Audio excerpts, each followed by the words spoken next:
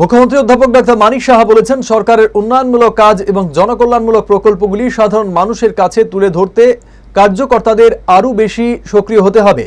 আজ লঙ্কামুড়া কমিউনিটি হলে বিজেপির বড়জলা মণ্ডল আয়োজিত সাংগঠনিক বৈঠকে একথা বলেন তিনি। মুখ্যমন্ত্রী সংগঠনের শৃঙ্খলা, ঐক্য এবং জনসংযোগ আরও জোরদার করার উপর বিশেষ গুরুত্ব দেন।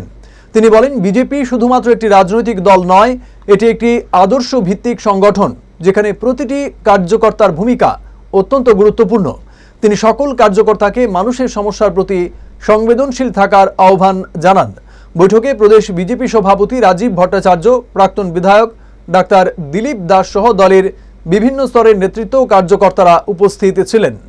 যেভাবেই হোক আমাদের শান্তিপ্রিয় ভাবে আমরা ভারতীয় জনতা পার্টি অত্যন্ত ডিসিপ্লিন পার্টি, ডিসিপ্লিনের সাথে আমরা মানুষের কাছে আমরা যাব এবং এক একজন যারা মেম্বার্স আছে তারা কিন্তু they should be treated as the they should be considered as the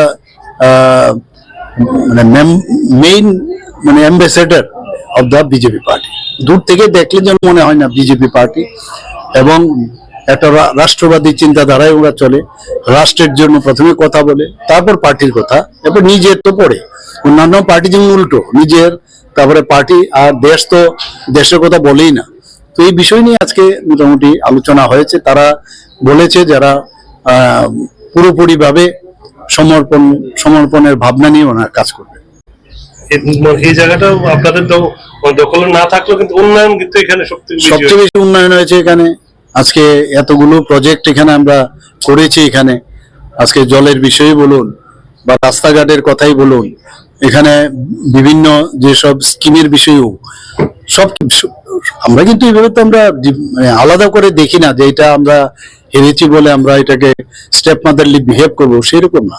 তো আমরা এখানে উন্নয়ন তো সব জায়গায় আমাদের করতে হবে। এখন শুধু আমরা সাপোজ 10টা আর এখানে 3টা 13টা জায়গা আমরা উন্নয়ন করবো না, তো হয় না। সার্বিক ত্রিপুরার উন্নয়ন হয়েছে বলেই তো আমাদের আজকে জিএসডিপি এত বেড়েছে আমাদের।